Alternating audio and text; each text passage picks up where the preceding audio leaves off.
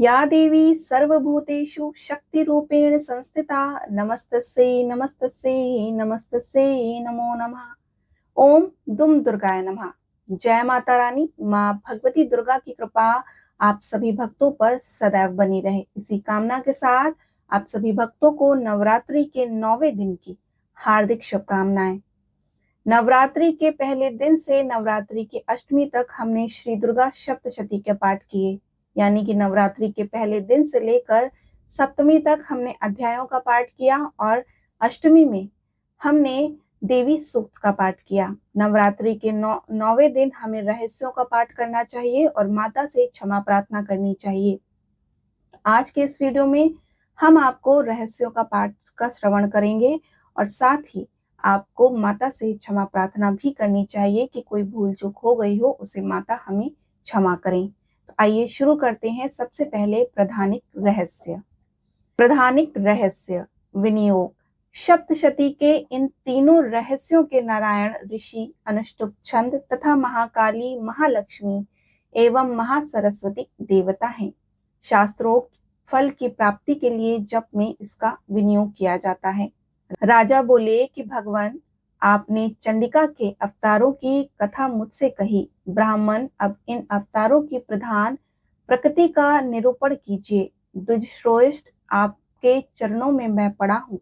मुझे देवी के जिस स्वरूप की और जिस विधि से आराधना करनी है वह सब यथार्थ पूर्व से बतलाइए।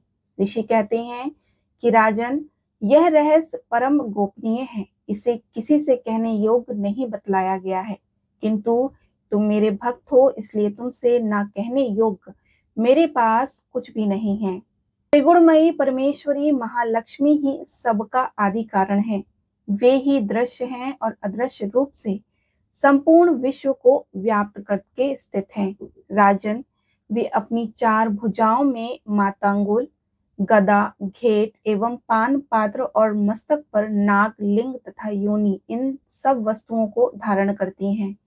तपाए हुए स्वर्ण के समान उनकी कांति है और तपाए हुए स्वर्ण के ही उनके भूषण भी हैं। उन्होंने अपने तेज से इस शून्य जगत को परिपूर्ण किया है। परमेश्वरी महालक्ष्मी ने इस संपूर्ण जगत को शून्य देखकर केवल तमोगुण रूप उपाधि के द्वारा एक अन्य उत्कृष्ट रूप को धारण किया है। वह रूप एक नारी के रूप में प्रकट हुआ, जिसके शरीर की कांति निखरे हुए काजल की भांति काले रंग की थी। उसका श्रेष्ठ मुख दानों से सुशोभित था, नेत्र बड़े बड़े और कमर पतली थी। उसकी 4 भुजाएं ढाल, तलवार, प्याले और कटे हुए मस्तक से सुशोभित थीं। वह वक्षस्थल पर कमंद की तथा मस्तक पर मुंडकों की माला धारण किए हुई थी। इसी प्रकार प्रकट हुई स्त्रियों में श्रेष्ठ तामसी देवी ने महालक्ष्मी से कहा कि माताजी, आपको नमस्कार है, मुझे मेरा नाम और कर्म बताइए। तब महालक्ष्मी ने स्त्रियों में श्रेष्ठ उस तामसी देवी से कहा कि मैं तुम्हें नाम प्रदान करती हूँ। मैं तुम्हारे जो जो कर्म है उनको भी बतलाती हूँ। महामाया, महाकाली, महामारी, जुधा, तृषा, निर्दा, तृष्णा, एकावीरा और कालरात्रि, ये सब तुम्हारे नाम हैं। ये कर्मों के द्वारा लोक में चरितार्थ होंगे और इन नामों के द्वारा तुम्हारे कर्मों को जानकर जो इनका पाठ करता है वह सुख को भोगता है। राजन, महाकाली से यह कहकर महालक्ष्मी ने अत्यंत शुद्ध सतुगुण के द्वारा दूसरा रूप धारण किया, जो चंद्रमा के समान गौर वर्ण का था। वह श्रेष्ठ नारी अपने हाथों में अक्षमाला, अंकुश, वीणा तथा पुस्तक धारण किए हुई थी। महालक्ष्मी ने उसे भी नाम प्रदान किया। महाविद्या, महावाणी, भारती, वाक, सरस्वती, आर्या, ब्रह्मी, कामधेनु, वेद गर्भा और धीशुरी, ये तुम्हारे नाम होंगे। तदंतर महालक्ष्मी ने महाकाली और महासरस्वती से कहा कि देवियों, तुम दोनों अपने अपने गुणों के योग स्त्री पुरुष के जोड़े उत्पन्न करो। उन दोनों को योग कहकर महालक्ष्मी पहले स्वयं ही स्त्री पुरुष का एक जोड़ा उत्पन्न किया। वे दोनों हिरण्यगर्भ तथा कमल के आसन पर विराजमान थे। उनमें से एक स्त्री थी और दूसरा पुरुष। तत्पश्चात माता महालक्ष्मी ने पुरुष को ब्राह्मण, विधेय तथा इस प्रकार संबोधित किया कि स्त्री को श्री पद्मा, कमला, लक्ष्मी इत्यादि नाम से पुकारा। इसके बाद महाकाली और महासरस्वती ने एक एक जोड़ा उत्पन्न किया। इनके भी रूप और नाम मैं तुम्हें बतलाता हूँ। महाकाली ने कंठ में नील जीवा से युक्त लाल भुजा, श्वेत शरीर और मस्तक पर चंद्रमा का मुकुट धारण करने वाले पुरुषों का तथा गोरे रंग की स्त्री को जन्म दिया। वह पुरुष रुद्र, शंकर, स्थाणु, कब्बर्दी और त्रिलोचन के नाम से प्रसिद्ध हुआ तथा स्त्री त्रयी, विद्या, कामधेनु, भाषा, अक्षरा और स्वरा के नाम से हुए। राजन, महासरस्वती ने गोरे रंग की स्त्री और श्याम रंग के पुरुषों को प्रकट किया। उन दोनों के नाम भी मैं बतलाता हूँ। उनमें पुरुष का नाम विष्णु, कृष्ण, ऋषिकेश, वासुदेव और जनार्दन हुए तथा स्त्री उमा, गौरी, सती, चंडी, सुंदरी, सुभगा और शिवा इन नामों से प्रसिद्ध हुई। इस प्रकार तीनों युवतियां ही तत्काल पुरुष रूप को प्राप्त हुई। इस बात को ज्ञान नेत्र वाले लोग ही समझ सकते हैं, दूसरे अज्ञानी जन इस रहस्य को नहीं जान सकते। राजन, महालक्ष्मी ने त्रिविद्या रूपा सरस्वती को ब्रह्मा के लिए पत्नी रूप में समर्पित किया और रुद्र को वरदायिनी गौरी तथा भगवान वासुदेव को लक्ष्मी दे दी। इस प्रकार सरस्वती के साथ संयुक्त होकर ब्रह्मा जी ने ब्रह्मांड को उत्पन्न किया और परम पराक्रमी भगवान रुद्र ने गौरी के साथ मिलकर उसका भेदन किया। राजन, उस ब्रह्मांड में प्रधान आदि कार्य समूह महाभूत आत्मा समस्त स्वर जगमग रूप जगत की उत्पत्ति हुई। फिर लक्ष्मी के साथ भगवान विष्णु ने उस जगत का पालन पोषण किया और प्रलय काल में गौरी के साथ महेश्वर ने उस संपूर्ण जगत का संहार किया। महाराज, महालक्ष्मी ही सर्वसत्वमयी तथा सर्वोत्त की अधीश्वरी है। वे ही निराकार और साकार रूप में रहकर नाना प्रकार के नाम धारण करती हैं।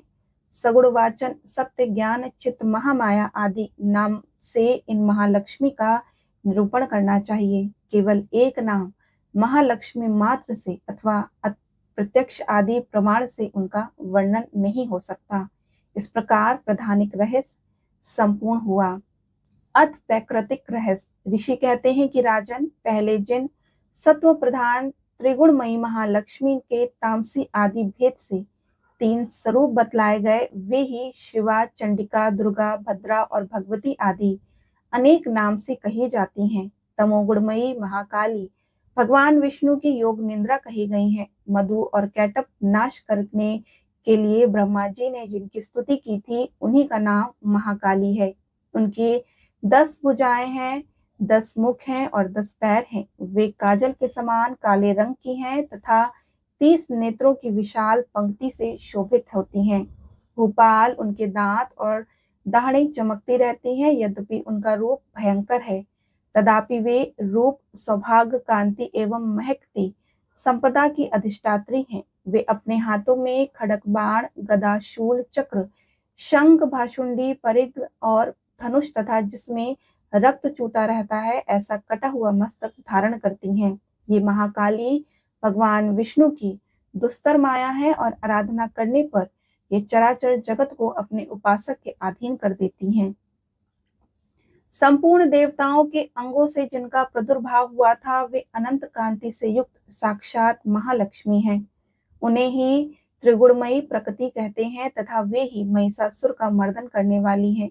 उनका मुख गोरा है, भुजाएं श्याम हैं, स्तन मंडल अत्यंत श्वेत, कटिभाग और चरण लाल तथा जांग और पिंडली नीले रंग की हैं। अजय होने के कारण उनको अपने शौर्य का अभिमान है। कटिके आंग के भांग बहुरे वस्त्र से आच्छादित होने पर अत्यंत सुंदर एवं विचित्र दिखाई देती हैं। उनकी माला, वस्त्र, आभूषण तथा अंग रांग सभी विचित्र है। वे कांति, रूप और सौभाग्य से सुशोभित हैं। यद्यपि उनकी हजारों भुजाएं हैं, तथापि उन्हें 18 भुजाओं से युक्त मानकर उनकी पूजा करनी चाहिए। अब उनके दाहिने ओर के निचले हाथ से लेकर बाईं ओर के निचले हाथों तक क्रमशः जो अस्त्र हैं उनका वर्णन किया जाता है। अक्षमाला, कमल, बाण, खड़क, वज्र, गदा, चक्र, त्रिशूल, परशु, शंख, घंटा, पाश, शक्ति, दंड और ढाल, धनुष, पानपात्र और कमंडलू, इन आयुधों से उनकी भुजाएं सुशोभित हैं। वे कमल के आसन पर विराजमान है और सर्वदेवमयी तथा सभी की ईश्वरी है। राजन, जो इन महालक्ष्मी देवी का पूजन करता है वह सब लोगों का तथा देवताओं का भी स्वामी होता है। जो एकमात्र सत्वगुण आश्रित हो पार्वती जी के शरीर से प्रकट हुई थी तथा जिन्होंने शुंभ नामक दैत्य का संहार किया था, वे साक्षात सरस्वती कही जाती हैं। पृथ्वी के तप से उनकी 8 भुजाएं हैं तथा वे अपने हाथों में क्रमशः बाण, मूसल, शूल, चक्र, शंख, घंटा, हल एवं धनुष धारण करती हैं। ये सरस्वती देवी जो निशुंभ का मर्दन तथा शुभ संहार करने वाली हैं, भक्ति पूर्वक पूजित होने पर सर्वदा प्रदान करती हैं। राजन, इस प्रकार तुमसे महाकाली आदि तीनों मूर्तियों के स्वरूप बतलाए। अब जगन माता महालक्ष्मी तथा इन महाकाली आदि तीनों मूर्तियों की पृथक पृथक उपासना श्रवण करो। जब महालक्ष्मी जी की पूजा करनी हो तो उन्हें मध्य में स्थापित करके उन्हें दक्षिणा और वाम भाग में क्रमशः महाकाली और महासरस्वती पूजन करना चाहिए और पृष्ठ भाग में तीनों युगल देवताओं की पूजा करनी चाहिए। महालक्ष्मी ठीक के पीछे मध्य भाग में सरस्वती के साथ ब्रह्मा का पूजन करें और उनके दक्षिण भाग में गौरी के साथ रुद्र की पूजा करें तथा वाम भाग में लक्ष्मी सहित विष्णु का पूजन करें। महालक्ष्मी आदि तीनों देवियों के सामने निमांकित 3 देवियों की पूजा करनी चाहिए। मध्यस्थ महालक्ष्मी के आगे मध्य भाग में 18 भुजाओं वाली महालक्ष्मी पूजन करें और उनके वाम भाग में 10 मुखों वाली महाकाली तथा दक्षिण भाग में 8 भुजाओं वाली महासरस्वती का पूजन करें। राजन, जब केवल 18 भुजाओं वाली महालक्ष्मी अथवा 10 मुखी कालिका या अष्टभुजा सरस्वती का पूजन करना हो, तब सब अरिष्टों की शांति के लिए इनके दक्षिण भाग में कालकी और वाम भाग में मृत्यु की भली भांति पूजा करनी चाहिए। जब शुंभ का संहार करने वाली अष्टभुजा देवी पूजा करनी हो, तब उनके हाथ में उनकी 9 शक्तियों और दक्षिण भाग में रुद्र एवं वाम भाग में गणेश जी का भी पूजन करना चाहिए। ब्राह्मी, महेश्वरी, कौमारी, वैष्णवी, वाराही, नरसिंही, इंद्री, शिवदूती तथा चामुंडा ये 9 शक्तियां हैं। नमो दैवे इस स्त्रोत से महालक्ष्मी का पूजन करना चाहिए तथा इनके 3 अवतारों की पूजा के समय उनके चरित्र में स्त्रोत और मंत्र आए हैं, उन्हीं का उपयोग करना चाहिए। 18 भुजाओं वाली महिषासुर मर्दिनी महालक्ष्मी ही विशेष रूप से पूजनीय हैं, क्योंकि वे ही महालक्ष्मी, महाकाली तथा महासरस्वती कहलाती हैं। वे ही पुण्य पापों की अधीश्वरी हैं तथा संपूर्ण लोकों की महेश्वरी हैं। जिसने महिषासुर का अंत करने वाली महालक्ष्मी की भक्ति पूर्वक आराधना की है, वही संसार का स्वामी है अतः जगत को धारण करने वाली भक्त वत्सला भगवती चंडिका की अवश्य पूजा करनी चाहिए। अर्घ आदि से, आभूषणों से, गंध से, पुष्प, अक्षत, धूप, दीप तथा नाना प्रकार के भक्ष्य पदार्थों से युक्त नैवेद्यों से, रक्त संचित बलि से, मांस से तथा मदिरा से भी देवी का पूजन होता है। राजन, बलि और मांस आदि से की जाने वाली पूजा ब्राह्मणों को छोड़कर बताई गई है और उनके लिए मांस और मदिरा कहीं भी पूजा का विधान नहीं है। प्रणाम, आचमन के योग्य जल, सुगंधित चंदन, कपूर तथा तांबुल आदि सामग्रियों को भक्ति भाव से निवेदन करके देवी की पूजा करनी चाहिए। देवी के सामने बाएं भाग में कटिक मस्तक वाले महादैत्य महिषासुर का पूजन करना चाहिए, जिसने भगवती के साथ सायुज प्राप्त किया है। इसी प्रकार देवी के सामने दक्षिण भाग में उनके वाहन सिंह का पूजन करना चाहिए, जो संपूर्ण धर्म का प्रतीक है एवं षट विधि ऐश्वर्य से युक्त है। उसी ने इस चराचर जगत को धारण कर रखा है। तदंतर बुद्धिमान पुरुष एकाग्रचित्त हो देवी की स्तुति करे, फिर हाथ जोड़कर तीनों प्रभुक्त चरित्रों द्वारा भगवती का स्तवन करे। यदि कोई एक ही चरित्र से स्तुति करना चाहे तो केवल मध्य चरित्र के पाठ से कर ले, किंतु प्रथम और उत्तर चरित्र में एक एक का पाठ ना करे।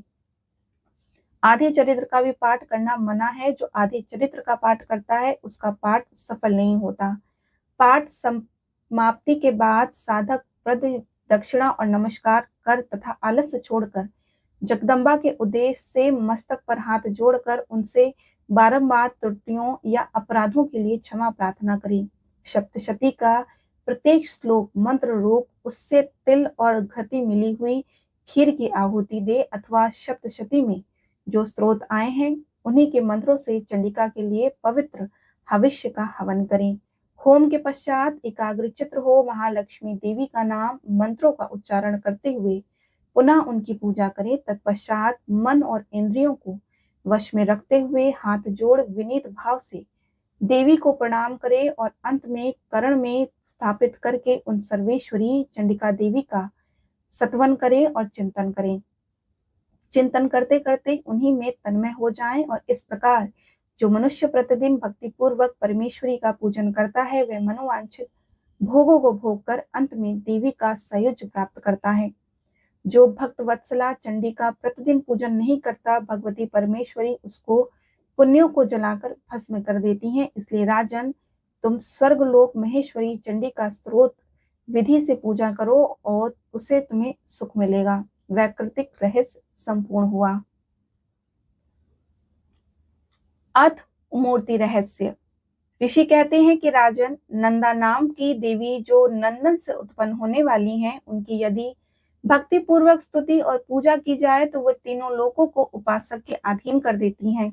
उनके श्री अंगों की कांति कनक के समान उत्तम है। वे सुनहरे रंग के सुंदर वस्त्र धारण करती हैं और उनकी आभा स्वर्ण के तुल्य है तथा स्वर्ण के ही उत्तम आभूषण धारण करती हैं। उनकी चार भुजाएं कमल अंकश पाश और शंख से सुशोभित हैं। वे इंद्रा कमला लक्ष्मी श्री तथा स्वर्णमय कमल के आसन पर विराजमान हैं आदि नामों से पुकारी जाती हैं। निष्पाप नरेश पहले मैं रक्त दंतिका नाम से जिन देवी का परिचय दिया वह उनके स्वरूप का वर्णन करूंगा। सुनो वह सब प्रकार के भयों को दूर करने वाली वे लाल रंग के वस्त्र धारण करती हैं। उनके शरीर का रंग भी लाल है और उनके अंगों के समस्त आभूषण भी लाल रंग के हैं।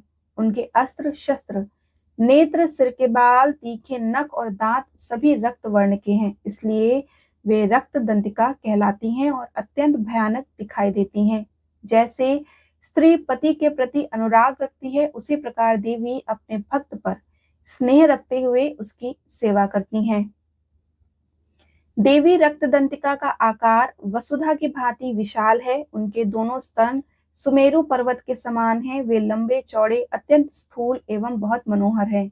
कठोर होते हुए भी अत्यंत कामनीय तथा पूर्ण आनंद के समुद्र हैं। संपूर्ण कामनाओं की पूर्ति करने वाले ये दोनों स्तन देवी अपने भक्तों को पिलाती हैं। वे अपनी चार भुजाओं में खड्ग पान पात्र मूसल और हल धारण करती हैं। वे ही रक्त चामुंडा और योगेश्वरी देवी कहलाती हैं। इनके द्वारा संपूर्ण चराचर जगत व्याप्त है। जो इन रक्त दंतिका देवी का भक्ति पूर्वक पूजन करता है वह भी चराचर जगत में व्याप्त होता है। जो प्रतिदिन रक्त दंतिका देवी के शरीर का सत्वन करता है उसकी वे देवी प्रेम पूर्वक संरक्षण रूप सेवा करती हैं। ठीक उसी प्रकार जैसे पतिव्रता नारी अपने प्रियतम पति की परिचर्या करती है। शाकांबरी देवी के शरीर की कांति नीले रंग की है। उनके नेत्र नील कमल के समान हैं। नाभि नीची है तथा त्रिवलसी से विभूषित उदर है। उनके दोनों स्तन अत्यंत कठोर सब ओर से बराबर ऊंचे गोल स्थूल तथा परस्पर सटे हुए हैं। वे परमेश्वरी कमल में निवास करने वाली हैं और हाथों में बाणों से भरी मुष्टि कमल शाख समूह तथा प्रकाशमान धनुष धारण करती हैं। वह शाख समूह अनंत मनोवांछित रसों से युक्त तथा जुधा तुषा और मृत्यु के भय को नष्ट करने वाला है।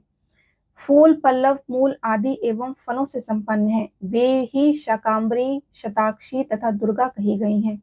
वे शोक से रहित दुष्टों का दमन करने वाली तथा पाप और विपत्तियों को शांत करने वाली हैं।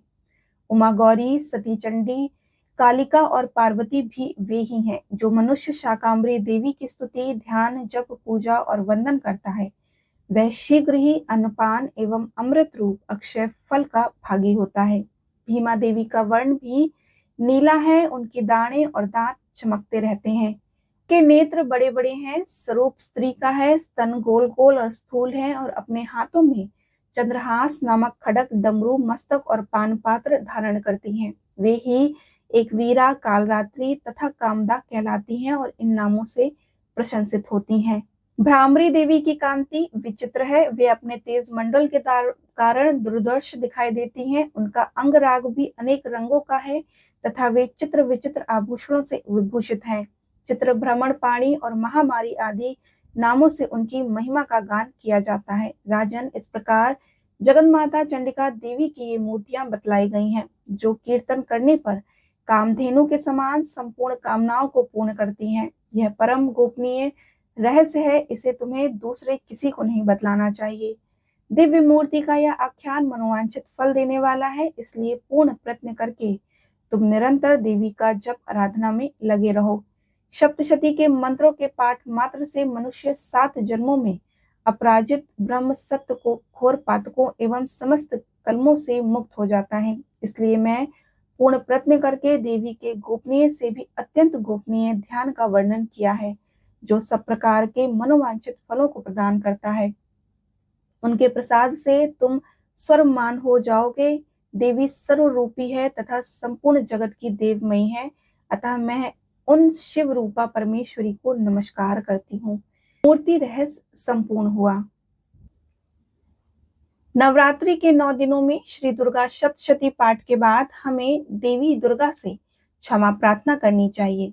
आज हम क्षमा प्रार्थना करते हैं कि परमेश्वरी, मेरे द्वारा रात दिन सहस्त्रों अपराध होते रहते हैं। यह मेरा दास है, यूं समझकर मेरे उन अपराधों को तुम कृपा पूर्वक क्षमा करो। परमेश्वरी, मैं आवाहन नहीं जानती, विसर्जन करना नहीं जानती तथा पूजा करने का ढंग भी नहीं जानती, मुझे क्षमा करो। देवी सुरेश्वरी, मैंने जो मंत्रहीन, क्रियाहीन और भक्तिहीन पूजन किया है, वह सब आपकी कृपा से पूर्ण हो। सैकड़ों अपराध करके भी जो तुम्हारी शरण में जगदम्बा कहकर पुकारता है, उसे वह गति प्राप्त होती है जो ब्रह्म आदि देवताओं के लिए भी सुलभ नहीं है। जगदम्बिके, मैं अपराधी हूँ, किंतु तुम्हारी शरण में आई हूँ। इस समय दया का पात्र हूँ, तुम जैसा चाहो करो। देवी परमेश्वरी, अज्ञान से, भूल से अथवा बुद्धि भ्रांत होने के कारण मैंने जो न्यूनता या अधिकता कर दी हो, वह सब क्षमा करो और प्रसन्न हो। सच्चिदानंद स्वरूपा परमेश्वरी, जगन्माता कामेश्वरी, तुम प्रेम पूर्वक मेरी यह पूजा स्वीकार करो और मुझ पर प्रसन्न रहो। देवी सुरेश्वरी, तुम गोपनीय से भी गोपनीय वस्तु की रक्षा करने वाली हो। मेरे निवेदन किए हुए इस जप को ग्रहण करो, तुम्हारी कृपा से मुझे सिद्धि प्राप्त हो। बोलो श्री दुर्गा मैया की जय, अंबिके मैया की जय।